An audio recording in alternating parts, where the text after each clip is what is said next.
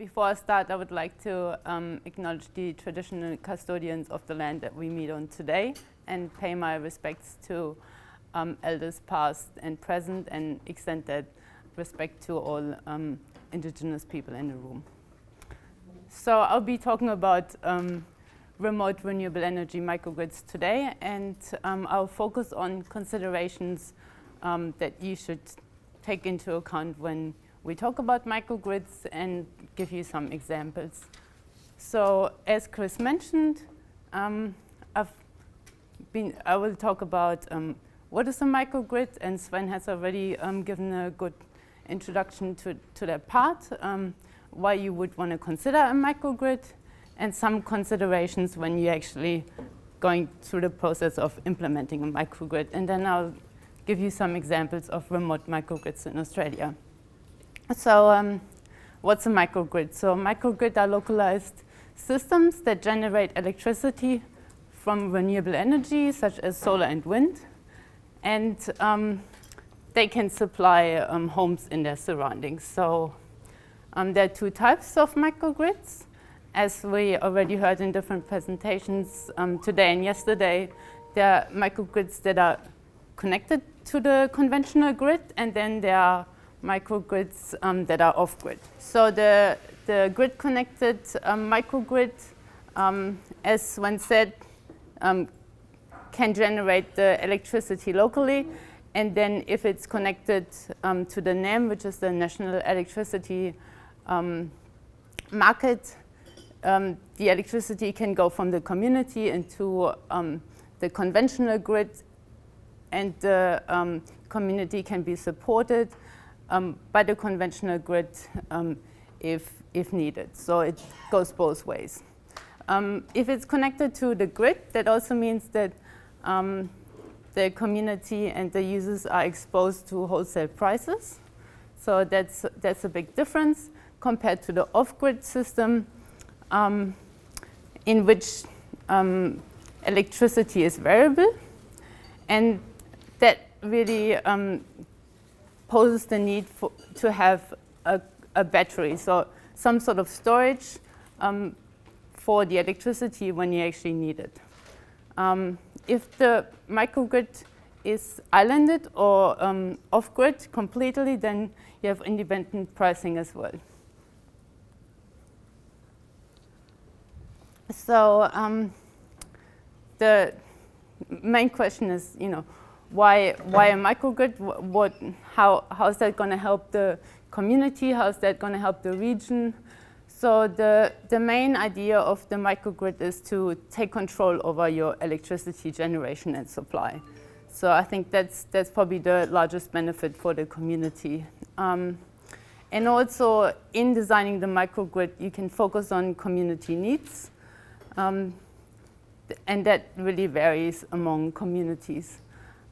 There's also different ownership models of microgrids, and that's just a system that you can design, or it gives you the opportunity to actually design ownership models. And I think on a regional scale, there's a number of benefits. The first one would be to, as we heard already, that if a community is really far off the main grid, a microgrid could compensate for those weak points of the grid by,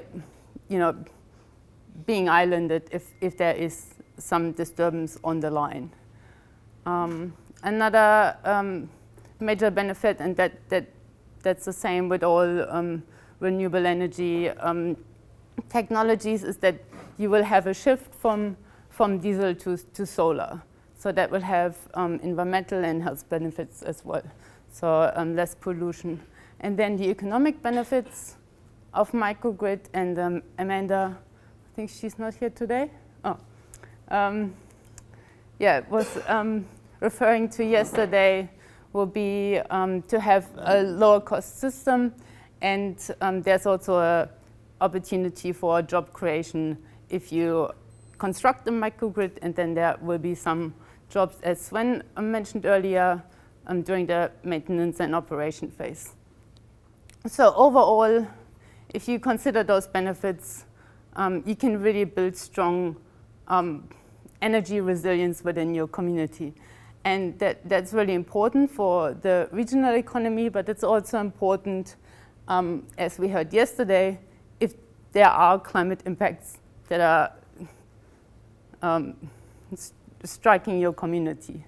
So if there's a flood, if there's a bushfire, the microgrid would be able to supply the community with electricity during this time, rather than being completely cut off from the grid for several weeks. And that brings me to the services that a microgrid has, and that's sort of just thinking about the practical implications. You know, what do you need? And that's sort of thinking about electricity on a more holistic scale. So, like I said, if there is a flood, you would be able to have electricity and have different services that are important for those situations. For example, water purification, cooking, heating, cooling. And as Chris mentioned, we had one project where we went through that exercise with a community in the La Trobe Valley. And so they actually came up with this image that I'm showing you here. So in the center, you have the battery storage, and all the services are actually emerging around the battery, because those communities were cut off for 6 weeks from the grid during the 2019-2020 bushfires. And there was really sort of a wake-up call for them to think about alternative solutions to the conventional grid. And there was one point, and this was mentioned yesterday as well, that there's an opportunity for refrigeration. So if something happens, you would go to a refuge center that has solar panels on the roof, and you could take your food from your fridges to that meeting place, and there will be no waste. And this was one of the points that community was also making, that people came home and just had to chuck everything in the bin, basically. So there are a few more considerations when you think about microgrids. As I said earlier, communities are very different, so there are different needs. There might be vulnerable people in your community. There might also be businesses, and there might be industries such as tourism that require more electricity. So that sort of brings me to the next point, which is where should a microgrid be located. So there's two aspects. So it should be a central location that is, easily accessible just during everyday life, because you would want to use the microgrid for everyday use. But then if there is an emergency, the microgrid should be positioned in a location that is actually safe. So it should be out of the fire or flood zone. And then there's a question about, how big does this system need to be? And that really depends on the community as well. How big is the community? How many people are there? How many people come in and out of the town? So to just give you a scale of, the largest microgrid in Australia at the moment sits in WA. So that's this one, that's Kalbarri in Western Australia, and that's extremely large, mainly because they have over 100,000 visitors a year. So the actual community is 1,500 residents, but then the population basically fluctuates with tourism. So these are just considerations which help in the decision-making process. And then there's job opportunities that come with the maintenance of the system. And if you would use solar, the lifetime of the system could be prolonged by good maintenance and operation. And the best way to do this is to actually get someone trained up within the community, so that a certain group of people are responsible, and that also creates a sense of ownership, that basically those services come within the community.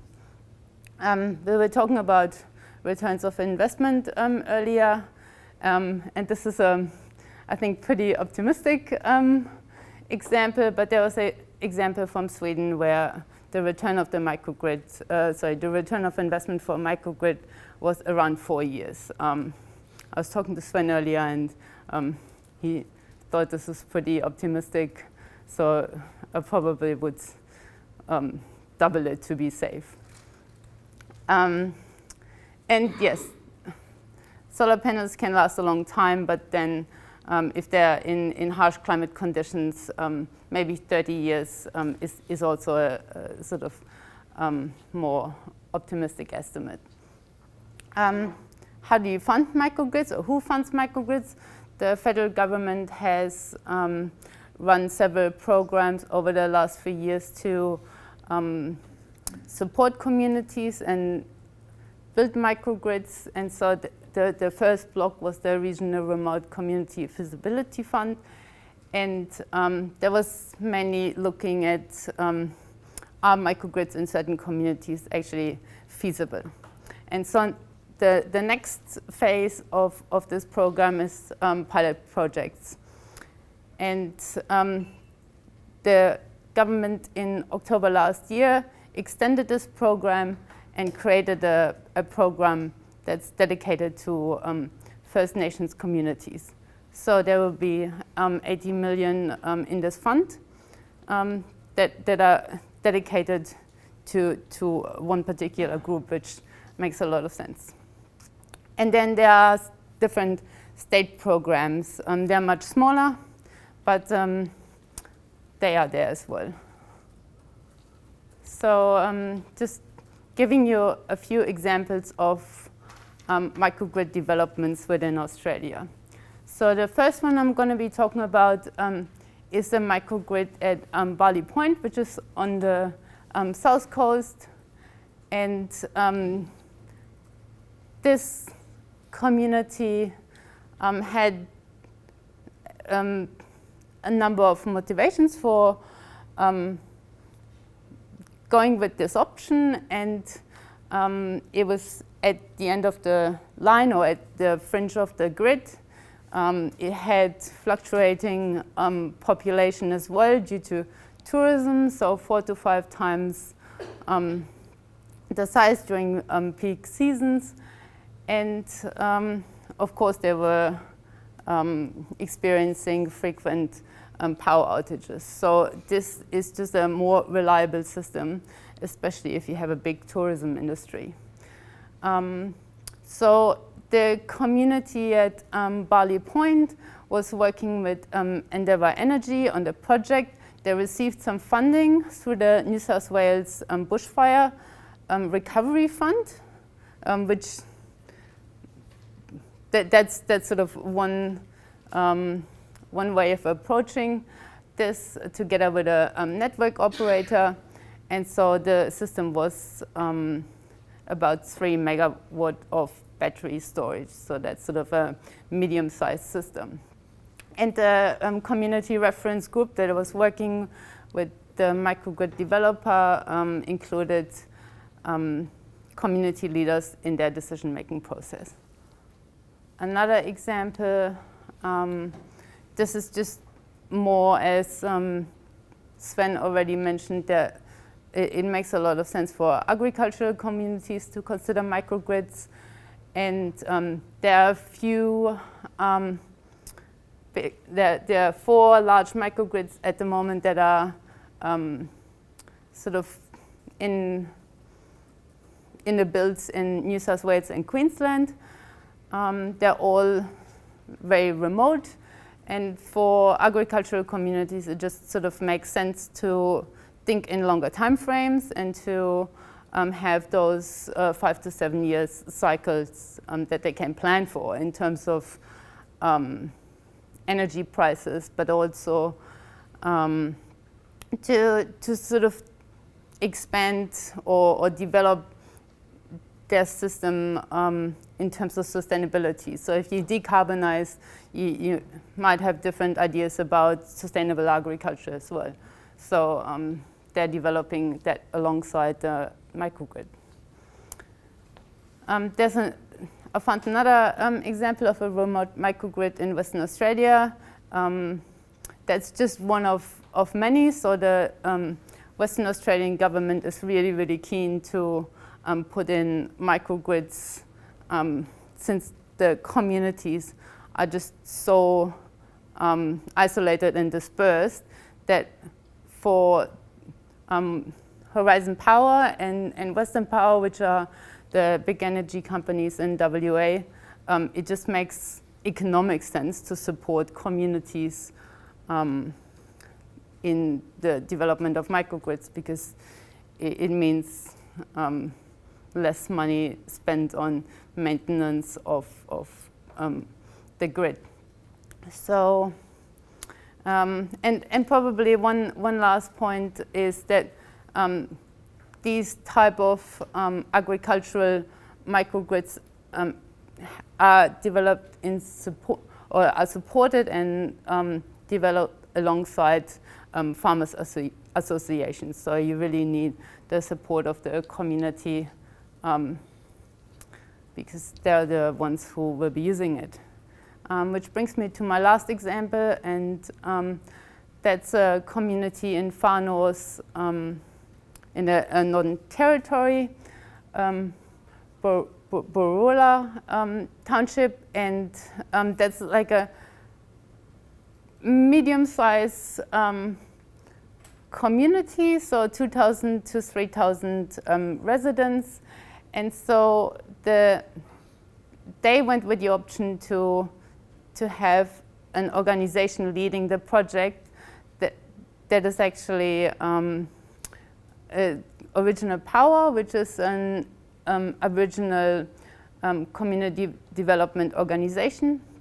And they're really focused on community-driven solutions. And I spoke to Jonathan yesterday, and he's involved in the project. So I probably just say a few more words and then pass over to him because he has a much better understanding and insights into this project.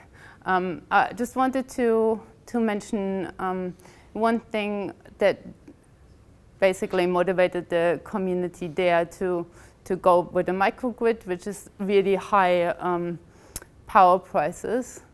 So it's $40 to $50 for a household a week and up to $2,000 for a business, which is a lot of money.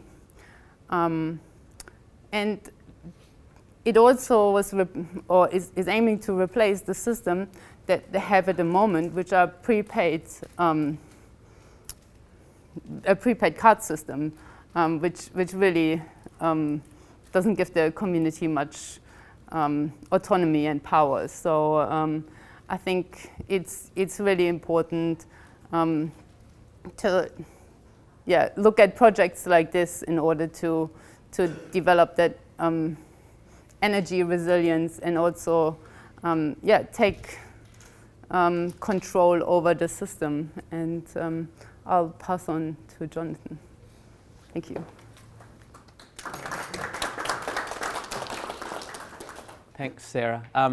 And so if you take yourselves back to yesterday and the map that I showed of Australia with, I think it had 5 red stars on it, this project that I'm going to talk about is the one that was right up in the north of Australia, kind of in the Gulf of Carpentaria, at a place called Borroloola, which is, I think, around 500 kilometres as the crow flies from Darwin. It's located next to a big lead zinc mine that's being taken to court right now up in the Northern Territory for kind of its treatment of traditional owners and so on. It's got kind of a town that's got a long history, a bit like Broken Hill, long mining history, hasn't really involved traditional owners at all, and it's a place where people were brought because of colonisation. So it's got a mix of clan groups and traditional owners, and it's on the forefront of climate change. So increasing temperatures, extreme weather events, cyclones seem to pass through just about every year, and really high power prices and uncertain power supply. So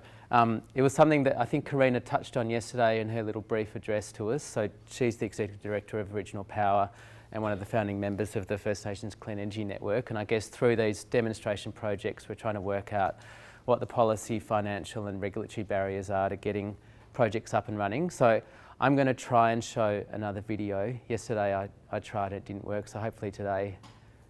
So Therese, if you help me out. And because it's a 6-minute video, we've just had it made, it's about this project and kind of explains what the community want to get out of it. So you hear community voices speaking, not me, which is better. And I'd hope to get Lauren on the phone to talk about this, but she's in a flood in the middle of the Northern Territory with another project that we're working on.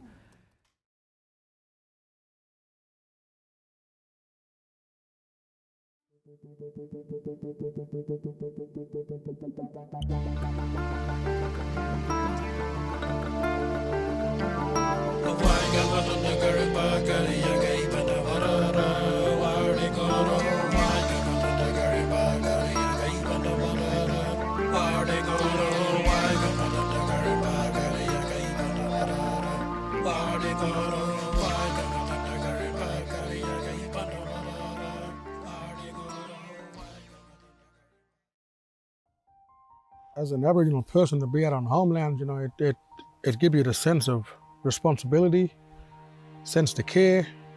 You know, it's basically something that belongs to you and your people, where they've been living for thousands and thousands of years, you know. Well, can I tell you what's so special about my homeland? It's the most beautiful place in the world. You would never want to go anywhere else. This is home. This is what I love. This is my life. I love it like this, hard yakka. Being on your own country is the best thing for a kid, for you. My most important thing is living out here, I can look after my own country better because I'm here all the time.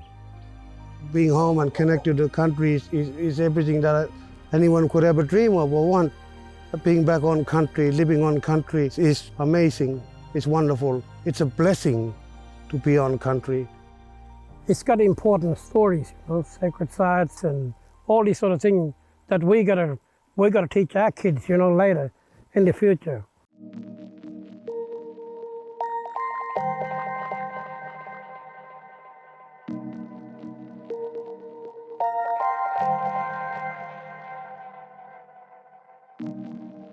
It's getting more harder and harder just to keep my power on. I can have sleep well with a fan or something like that, but I gotta have money to have my generator on. $200 for 5 jerrycans, that's 2 jerrycans of fuel, 3 jerrycans of diesel every 3 days. Especially during the wet season, 3 o'clock every morning, I gotta go over to that generator through pouring rain to start it. And what a life to live. People think that we have it easy. It's not easy. It's the most hardest life Aboriginal people are suffering today. Whenever we run out of power, you know, we gotta, you know, go into town and buy more power because there's only one place you could buy it, which is Malindori store, the local store in town, and that's the only place where they sell these power cards. So it's like $70 on Tuesday and then another $70 on Thursday, and that'll last me until the next fortnight.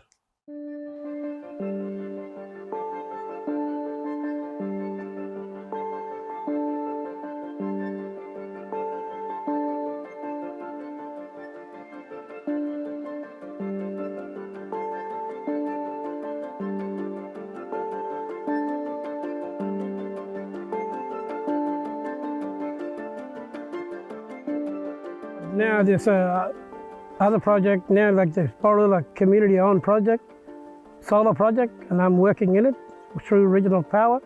So hopefully we'll probably put a better panel up this time with more power in it, and that might last a bit more longer. We wanted to show the governments and all these mining companies that, you know, we got a better and cleaner energy that we can work with, not with dirty energy. Like basically living in a cleaner environment, working with renewable energies, you know, instead of living off fossil fuel, like diesel, petrol. I mean, it's just causing more climate change, really.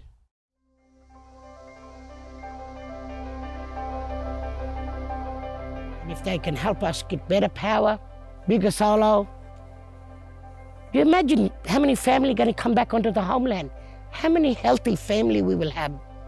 Because you're going to take them away from all that junk food in town, and you're bringing them back on country and they're eating food off this land. This land, Aboriginal people were meant to live off the country. That sun can supply us with all the power we need. All we need to do is give that sun the job to do its job. Solar power is what we need out here. I mean, I can't keep affording so much money a week just to keep my power going. At least live in clean energy with solar power. It'll do us a lot of good. We could buy food, extra food. We could buy what we want to buy instead of spending it on diesel. The cost will come down on solar and our fuel. In future, hopefully we'll have a big house here and that'll be solar as well. Better future for my kids, grandkids. We make life easier and hopefully in the future be here forever.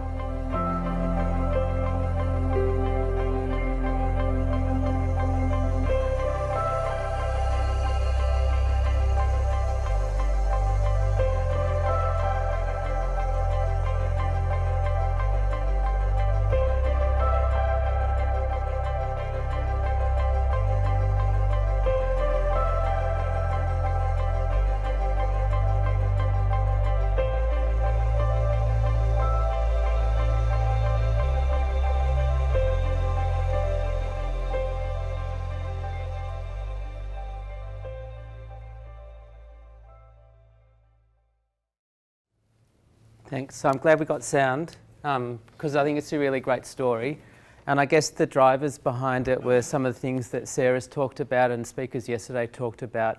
It was really high power prices, community at the front line of climate change and experiencing more climate change events every year, but relying on diesel, a fossil fuel, which causes more climate change for their power. And then really wanting to get off all of that and have a community-driven solution to doing that. So, I mean, you got Jara in the room who's done a lot of work around this sort of stuff with communities around Australia, and also want to shout out to Justin and the team at Beyond, who we took some workers from around this part of the world and brought them over to Narandera project to get some experience, so that when those jobs that Sarah talked about come up in the future, when this project gets off the ground happen, people have actually got experience. So it kind of, you know, gave people opportunities to get in the front line of what that might look like. So it's hard work doing this. This has been a conversation several years in the making for Borroloola.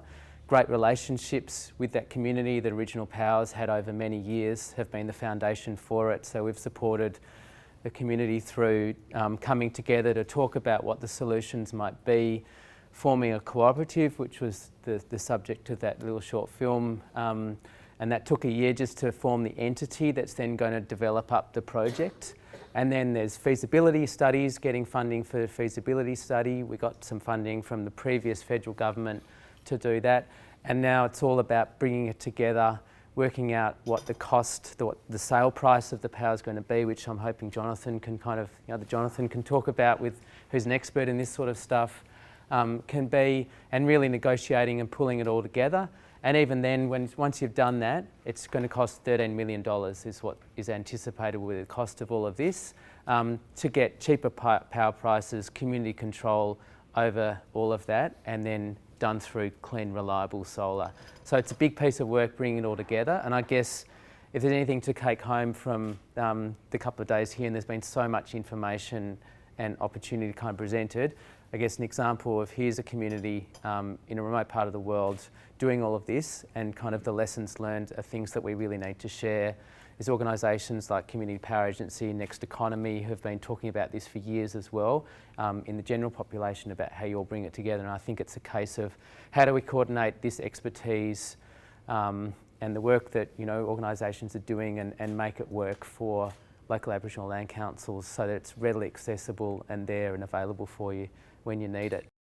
I reckon we started conversations probably about 2 or 3 years ago, and then got the feasibility funding I think in about 2020, And then the last year or so have been, 2021, I think the last year have all been about forming the entity, so bringing the 4 clan groups together. And then other thing I wanted to mention, so that community entity will represent all the Aboriginal inhabitants of Borroloola. So they'll get access to cheaper power prices through being members of the cooperative.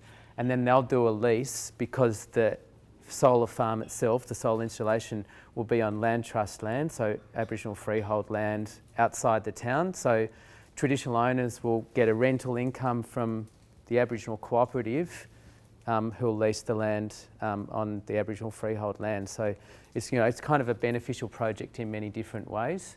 And then the key challenge will be where the money man comes in, the finance fella, is working how to finance it all, and where that money comes from, because you've kind of got to demonstrate that it's actually going to pay, it's going to drive revenue and make money for people. And I guess what we'd like to do is be able to present all these different options that are working for Aboriginal communities around Australia, and so people can kind of pick and choose lessons and learn from what's happened in the past, including the work the Community Power Agency's done over many years about what the different ownership model is that works for you, what you're seeking to achieve from it. Is it cost savings? Are you just doing it for purely commercial reasons? Is it about kind of firming the capacity in the local network? All different things, and share those learnings so that people can kind of pick and choose to shape it to their own situation.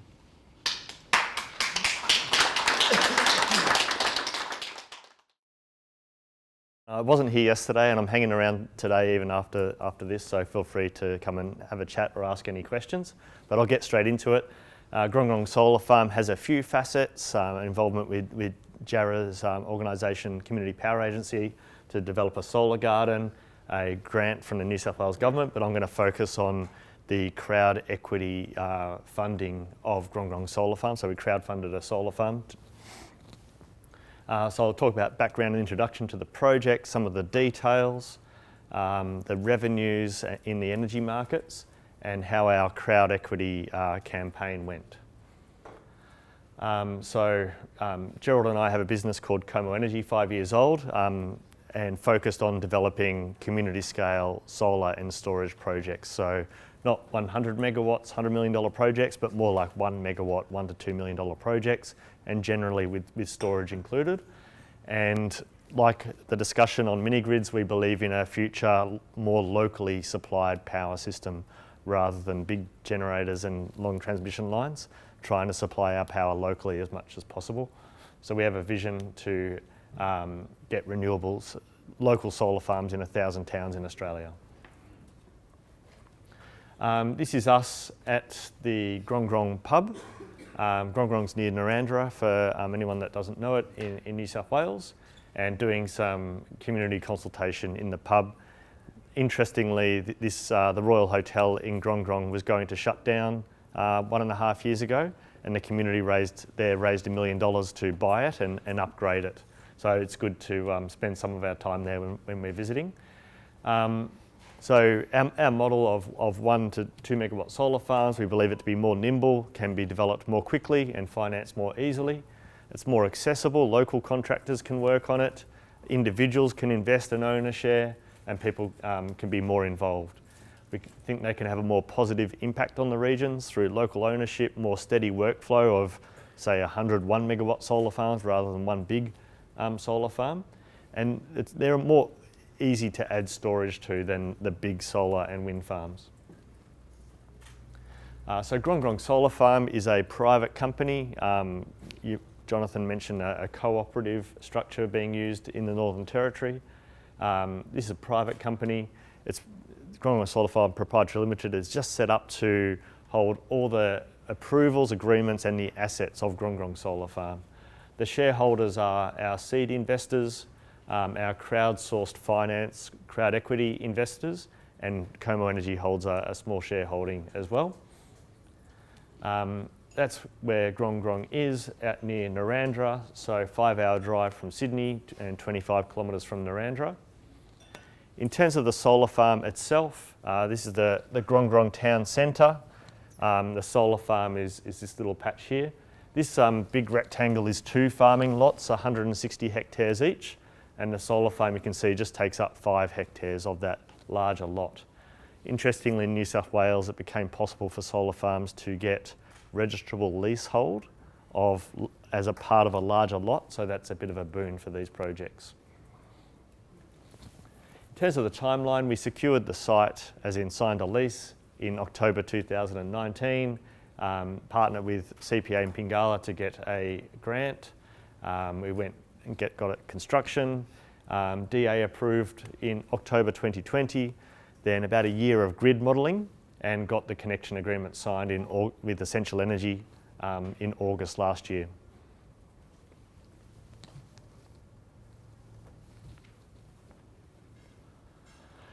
In terms of technology, there's a few options. Face the panels north in a fixed way or have east-west systems.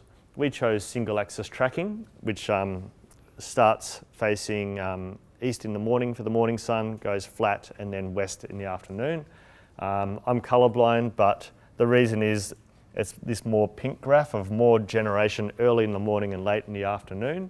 So more generation generally across the year, and also tapping into morning and evening peak demand prices as well. So comparing those, fixed north has some benefits. It's low maintenance and good winter generation. However, it's lower yield, $1,400 kilowatt hours per kilowatt per annum. It's more focused on midday generation when pricing is lower in the wholesale market, and lower morning and evening generation. East-west is quite interesting. You can fit more capacity in a space because it goes like this in the same space, and more morning and afternoon generation. But because they're generally sort of pointing straight up as well as east-west, when the lower sun in winter they get less generation, and can be challenging to do the panel maintenance and also the ground maintenance. We chose single axis tracking. It's 2,000 kilowatt hours per kilowatt per annum rather than 1,400 with north. It's a pretty good system when solar panels are expensive, which they were 1 or 2 years ago. They had become lower and they come up for a bit because you use the panels more efficiently because you're following the sun. If panels are dirt cheap, you can go east-west or fixed north. Produces more in the late afternoon and evening. Does have some downsides. It's a more complex design. We're spending $160,000 on engineering design, which sucks, and a bit more maintenance because of the moving parts. So there's our site plan, the local road here, 3 sort of 500 kilowatt AC sections, adding up to 1.5 megawatts, and the trackers run north so that they can face east in the morning and west in the afternoon. In terms of the transformer and inverter, that gets pre-made off-site and pre-connected. So that means less integration works on-site. Less integration risk, connecting all the transformer, the switchgear and the solar inverter. So that's all done off-site and has some advantages for more remote locations. In terms of adding storage, there's 2 ways to do it. You can do what's called DC coupling it, where solar panels produce DC power and that goes straight into the battery, which is also DC, or you can convert the electricity to AC and then back to DC to go to the battery. We found an advantage with DC coupled with Essential Energy that they saw our project as a 1.4, 1.5 megawatt project. If we have an AC coupled battery, we actually have to add the battery capacity on top, and that meant a bigger grid connection and triggered more modelling and so on. So having it DC coupled made it a smoother process with Essential Energy, and the grid kind of just sees this battery export as just solar generation in the evening. And if you have generation in the evening during peak demand, that just helps the grid and local power quality and voltage issues. In terms of costs, setting up the solar garden pilot, which was by Pingala and Haste and Community Power Agency, they're setting up a structure where people can join a solar garden and own a virtual plot of the solar farm and get on-bill credits. That was an element that got us, helped get us grant funding. Developing the project, $464,000, all the grid modelling, planning, procurement, legal contracts and so on. Essential energy, non-contestable works. Essential energy, the grid owner, they have to install a recloser and do some work on their side of the grid. 1.7 megawatt solar farm, about $2.8 million plus contingency. So overall about a $4.1 million project with the battery, another $1.2 million. And the funding, so we've got grant funding from New South Wales Government, 1.3 plus 0.6, $1.9 million. The solar garden, which I'm not focusing, so that could be its own presentation, is loaning the project $1.4 million. We got seed investment for $370,000 and crowd equity investment for $450,000 to fund the project. Now I'll talk about the crowdfunding. So that's sort of typical in wind and solar projects, that you have a few layers of finance contributing to funding the project. So the equity now is 90% owned shareholding from our seed equity and crowd equity investors. So crowd equity. Normally to raise funds, you have to write an information memorandum and get approval from ASIC. And there's limitations on what you can say publicly and how much you can advertise it. This is quite limiting for early stage companies who just want to raise some cash from friends and family. So they've brought in crowd equity legislation about 4 or 5 years ago. They're doing it in other countries, which puts some guardrails against it, but liberalises that a little bit. And it's where small early stage companies can publicly advertise, do a public campaign and raise funds. To do it, you have to use an intermediary who has an AFSL, and we used Birchal, who are quite a well-known crowdfunding platform. They have a website and a portal where people can, look at the various companies that are currently raising cash. People can invest via that portal and get their shareholding via that portal. A good thing about it is investment can be as low as $250, up to $10,000 for retail investors, non-sophisticated investors. And the limit is up to $5 million in a particular raise. Whereas I think co-ops and private companies don't have that limit. So that is one limitation of crowdfunding. How much money will the project earn? In years 1 to 10, we expect probably an average rate of, say, $80 per megawatt hour, so $310,000 per annum. And LGCs of around $160,000 per annum. Cash outflows for finance costs for the loan and also operations costs, $230,000. So net cash flow of $240,000. After year 10, we expect energy prices to be lower and LGCs aren't around anymore. So earning $220,000, costing $60,000 because the loan's repaid, so net cash flow of $160,000 per annum. So renewable energy certificates have gone up very high in recent times. This line is what the forecast was in September 2020. They were $50 at the time, and they're expected to be $8 by 2024, so next year. Now they're more sitting at $40, so well above that price. And in 2024, they're expected to be $40, not $8, and still staying high in 2026. And it even went up again in September last year.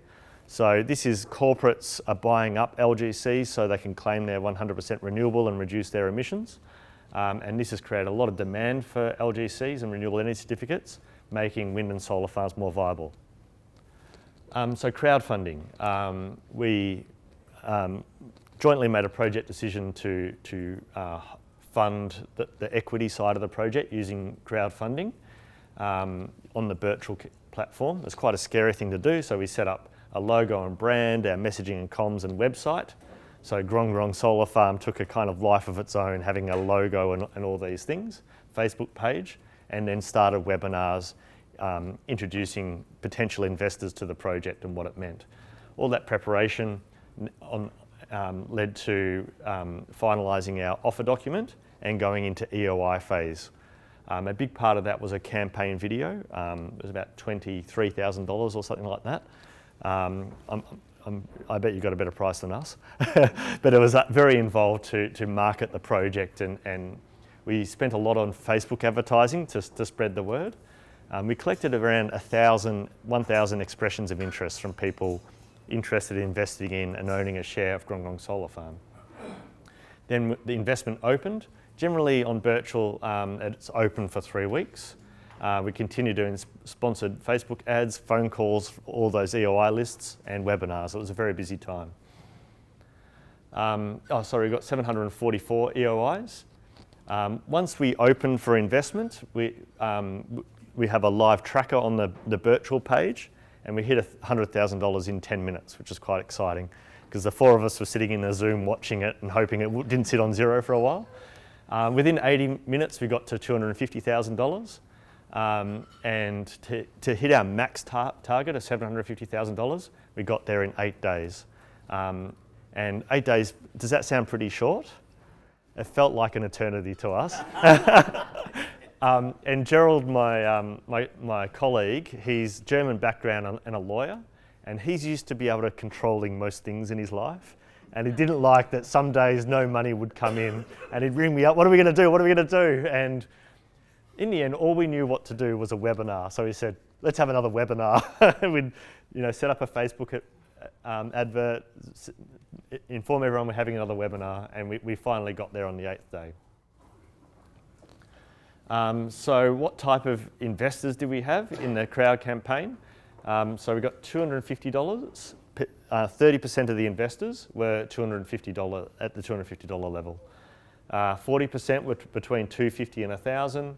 22% between $1,000 and $5,000. 5% were $10,000, and there was 1% were $10,000 plus people who have accreditation to be sophisticated investors. In terms of what portion of the project they're funded, whilst the $250 investors were 30%, they only funded 4% of the project, and it was these sort of $5,000 to $10,000 investors and 10,000 plus that invested a lot. But that doesn't matter to us. We want people to have a chance to invest and be part of the project. And I think one key learning Gerald and I have had through this whole process is wind and solar development is normally done, and financing of it and delivery of it as well now is normally done behind closed doors. So the general public don't really understand how things are financed, how they earn money, how solar panel prices go up and then come back down again. They don't know all these things. And we've accidentally taken on this role to do this in an open doors way, and it's quite daunting at times, but we're up for the challenge. So final slide, how do we get more community solar and storage? I think that the timing is great. The energy market really needs it. Revenues are high, returns are good. Business models and capability are maturing and established. I think it's great to do projects that feel good, but they have to really stand up on their own feet. So we concentrate on what are the competitive advantages of this scale, that they're more nimble, they can be developed more easily, and that they can have storage added without having to register in the NEM and operate in the dispatch process. So I think the main thing to happen is getting willing sites and willing landholders.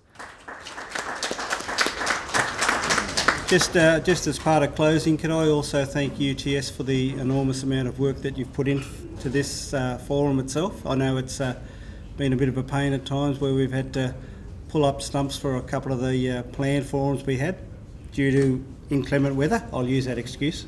But also I think the presentations we received from some of you experts around the room this week has been amazing, and I just want to thank you for your time and energy.